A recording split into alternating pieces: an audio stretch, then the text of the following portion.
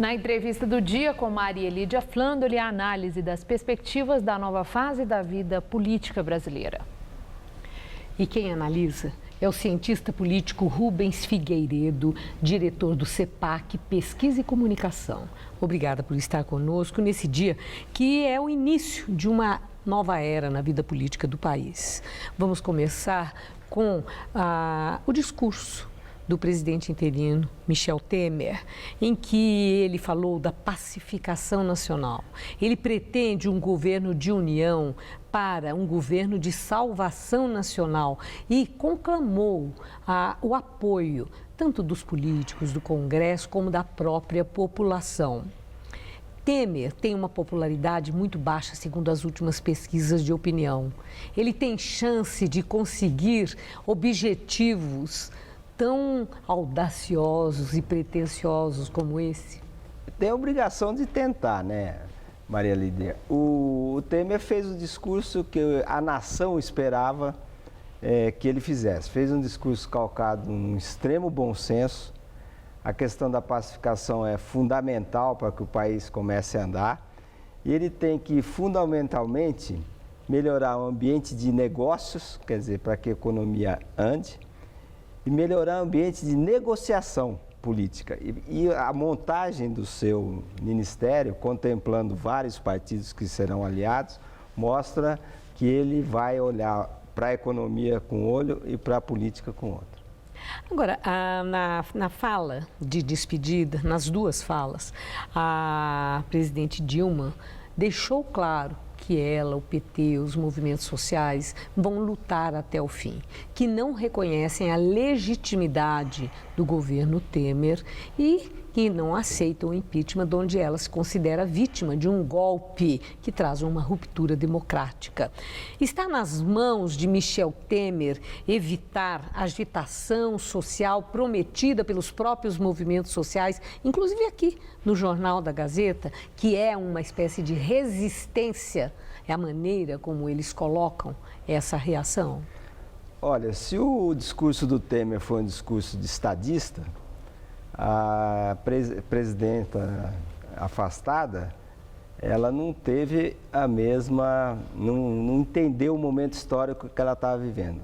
Parecia que ela estava num comício, falou de Minha Casa Minha Vida, lembrou a eleição de 2014, como se os 54 milhões de votos, Maria Lídia, fossem só dela, não são.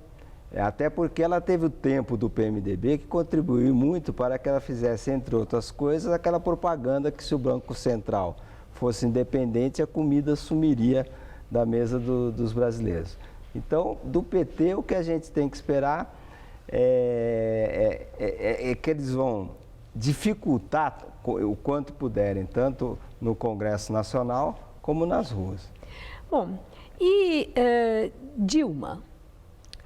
O placar da votação de ontem no Senado definiu o afastamento dela com aquela votação dos 55 a 22.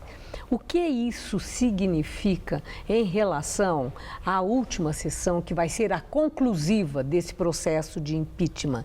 Dilma tem chance, ela vai lutar até o fim, de reconquistar a confiança dos senadores e voto para que ela vença essa parada? Eu acho muito difícil, porque o eixo da política vai mudar totalmente para o Michel Temer e o grupo político que a partir de agora passa a governar o Brasil. O que eu prevejo é que eles vão espernear, o PT vai espernear muito, mas eu creio que eles vão perder ainda mais popularidade, ainda mais força, e o governo Temer vai conseguir mostrar para o país que está no caminho correto, tentando reconstruir aquilo que o PT quase acabou. Bom, o PT perde o poder depois de 13 anos, né? Deixa a presidência da República. Especula-se no próprio PT que o cerco vai se fechar agora sobre Lula para torná-lo inelegível em 2018. Nós temos indicadores consistentes de que, de fato, Lula está na alça de mira? Não é que ele está na alça de mira, não é que a justiça está mirando o Lula. Ele faz parte de um grande conjunto que se apoderou do Estado e que fez tudo aquilo que a Operação Lava Jato está demonstrando para o país inteiro. Quer dizer, colocar o Lula, que criou um projeto de poder que passa pelo crime, como uma vítima das circunstâncias, é você tirar a realidade dos fatos e examinar só a fantasia. Bom, se especula sobre José Eduardo Cardoso, que teve uma performance vigorosa na defesa de Dilma Rousseff.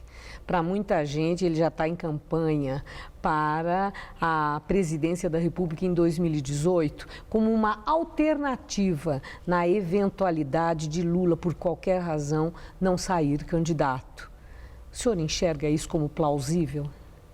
Não, eu acho absolutamente implausível, porque a presidente Dilma deve ser afastada e ele é o grande defensor daquilo, que é a classe política. A maioria esmagadora, a maioria da opinião pública, algo em torno de 70%, desejam para o país. Então ele representa o contrário daquilo que o país quer, o contrário do caminho que o país quer seguir.